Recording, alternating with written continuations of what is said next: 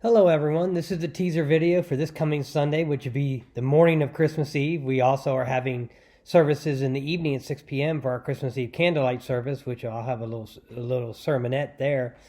But this kind of finishes up the 4 Sundays of Advent.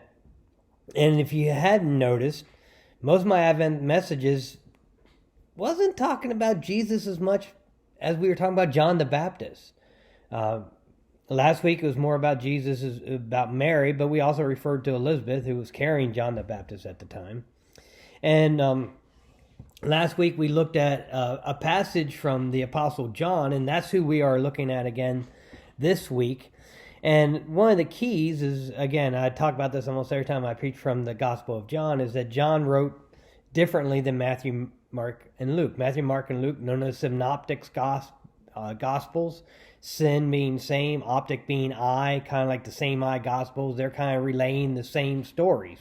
But here, John said he was going to write the stuff that they did not cover. So, and anything he repeats a fourth time is significant.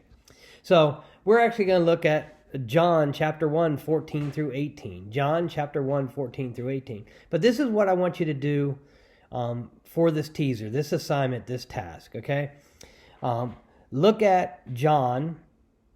As you see, as he talks about the birth of Jesus, you don't see as much conversation about Mary and Joseph and that you see in the other Gospels. So what I would like for you to do is take the time is look at the birth of Jesus in John and compare it to what you read in Matthew, Mark, and Luke. Combined, they give you the whole picture.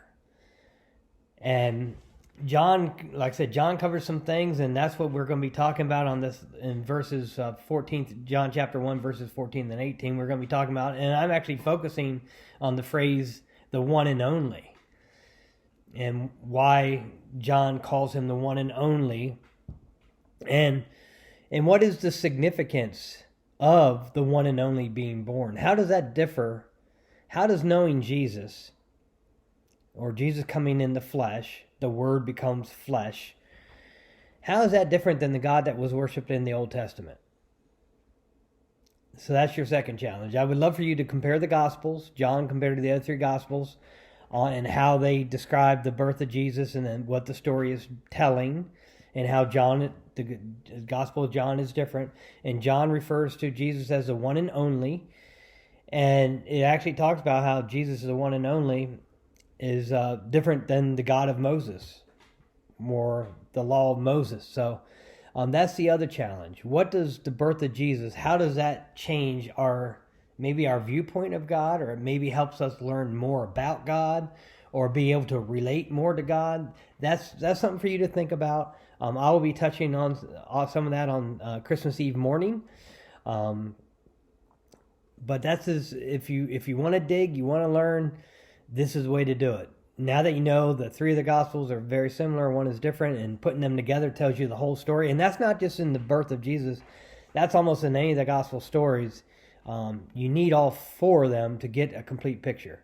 Just like you need to hear all the witnesses to get the whole story of anything you're investigating. But so I hope to see everyone on Christmas Eve. If you want to do double dip, we're going to have the morning service, and then we're going to have a 6 p.m.